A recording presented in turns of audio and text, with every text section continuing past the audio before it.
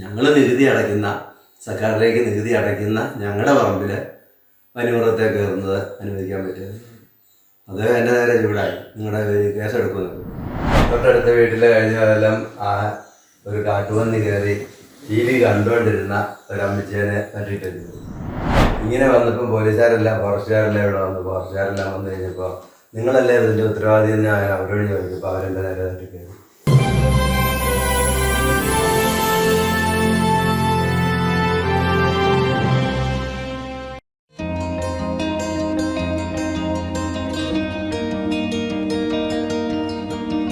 ഈപ്പച്ചൻ ചേട്ടാ നമസ്കാരം.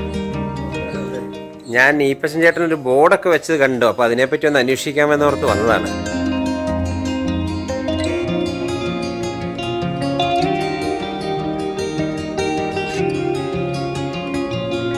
വനം വന്യജീവി ഉദ്യോഗസ്ഥർക്കെതിരെ ബോർഡ് എഴുതി വച്ച കർഷകന്റെ വാക്കുകൾ മലയോര മേഖലയിലുള്ളവരും ഏറ്റെടുക്കുന്നു. ബോർഡിലെ വരികൾ ഇങ്ങനെയാണ്: എന്റെ കൃഷിഭൂമിയിൽ നിങ്ങളുടെ ഉടമസ്ഥതയിലുള്ള വന്യജീവികൾ പ്രവേശിക്കാൻ പാടുള്ളതല്ല.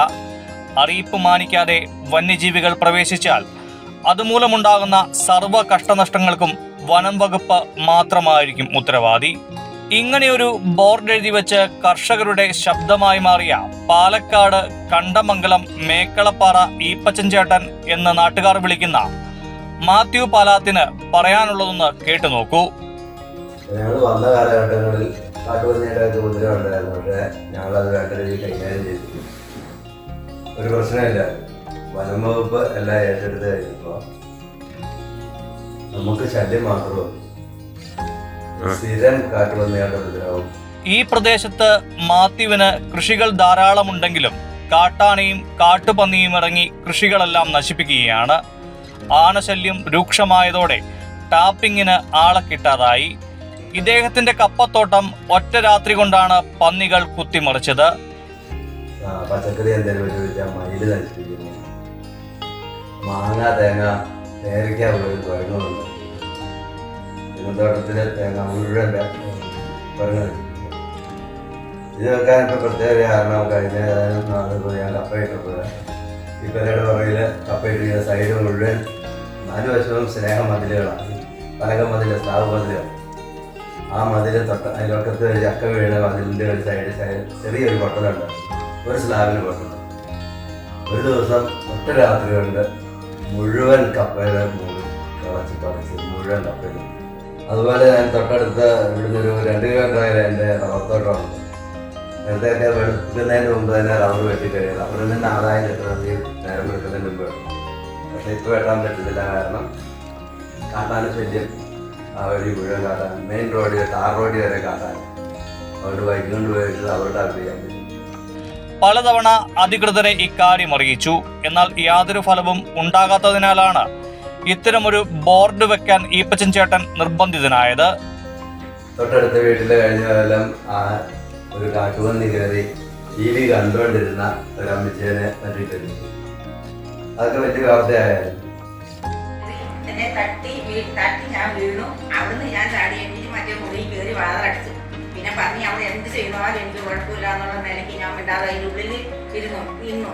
കുറെ കഴിഞ്ഞപ്പോൾ പന്നി അവിടെ കുറെ ചവിട്ടി മരിച്ച് കുറുക്കി എടുത്തിട്ട് പന്നി അതുപോലെ ഇറങ്ങി പോവുകയും ചെയ്തു. അത് കഴിഞ്ഞപ്പോഴത്തേക്കും ഞാൻ അവിടുത്തെ പഞ്ചായത്ത് മെമ്പറെ വിളിച്ചു. പഞ്ചായത്ത് മെമ്പർ വന്നു, ആൾക്കാരെ കൂടെ വന്നു. അത് കഴിഞ്ഞപ്പോൾ ഫോറസ്റ്റുകാർ വന്നപ്പോൾ ഞാനില്ല. ആ സമയത്ത് ആശുപത്രി പോയി കഴിഞ്ഞപ്പോൾ എന്നോട് പറഞ്ഞു, ഇത് പന്നി കയറിയതല്ല, പിന്നെ പട്ടി കയറിയതാണ്. ആ ചേച്ചിക്ക് തോന്നിയതായിരിക്കും പന്നിയാണെന്ന്. അപ്പോഴത്തെ ബുദ്ധിമുട്ടുകൊണ്ട് തോന്നിയതാണെന്ന് പറഞ്ഞു. അത് കഴിഞ്ഞപ്പോൾ എൻ്റെ മോൻ ഇതെല്ലാം കണ്ടുകൊണ്ടിരിക്കും. അവിടെ പന്നി വന്ന് കുത്തിയ മുറിയുടെ അവിടെ ഒരു വിങ്ങലുമായിട്ട് ആ താഴെ വിരലിൽ വരെ വേദനയാണ് ഞാനിപ്പോൾ അനുഭവിക്കുന്നത്.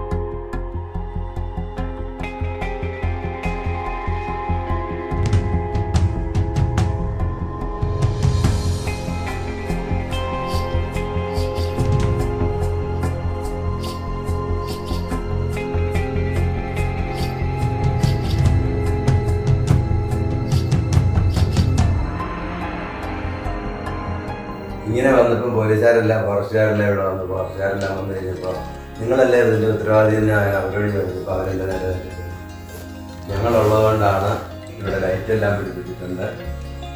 ഒരു വനം വകുപ്പ് ഒത്തിരി വലിയ കാര്യങ്ങളെല്ലാം ചെയ്യുന്നുണ്ടെന്ന് പറയും.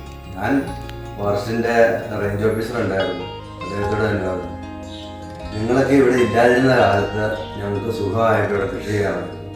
നിങ്ങൾ വനം വകുപ്പ് ഇവിടെ കൂടുതലായിട്ട് പ്രവർത്തിക്കാൻ തുടങ്ങിയപ്പോഴാണ് ഞങ്ങൾക്ക് കൃഷി ചെയ്യാൻ പറ്റുന്നില്ല. കൃഷി സ്ഥലങ്ങൾ ഇവിടെ നശിപ്പിച്ചുകൊണ്ടിരിക്കുക. നിങ്ങൾ ഞങ്ങളെ ഏൽപ്പില്ല, ഞങ്ങൾ തന്നെ കൈകാര്യം ചെയ്തോളാം. ഞങ്ങൾ ഒരിക്കലും കാട്ടിലോട്ട് കയറി വന്യമൃഗത്തെ, വനത്തിലേക്ക് കയറി വന്ന വന്യമൃഗത്തെ അതിലൊന്നും ശല്യം ചെയ്യുന്നില്ല. വനവിഭവങ്ങൾ ഞങ്ങൾക്കൊന്നും വേണ്ട. പക്ഷേ ഞങ്ങൾ നികുതി അടയ്ക്കുന്ന, സർക്കാരിലേക്ക് നികുതി അടയ്ക്കുന്ന ഞങ്ങളുടെ പറമ്പിൽ വന്യമൃഗത്തെ കയറുന്നത് അനുവദിക്കാൻ പറ്റില്ല. അത് എൻ്റെ നേരെ ചൂടായി, നിങ്ങളുടെ കേസെടുക്കുന്നത്. ഞാൻ പറഞ്ഞാൽ അത് നിങ്ങൾക്ക് ചെയ്യാവുന്ന ചെയ്തു. ഞാൻ നികുതി അടയ്ക്കുന്ന പണം കൊണ്ടും കൂടെയാണ് നിങ്ങൾക്ക് ശമ്പളം തരുന്നത്.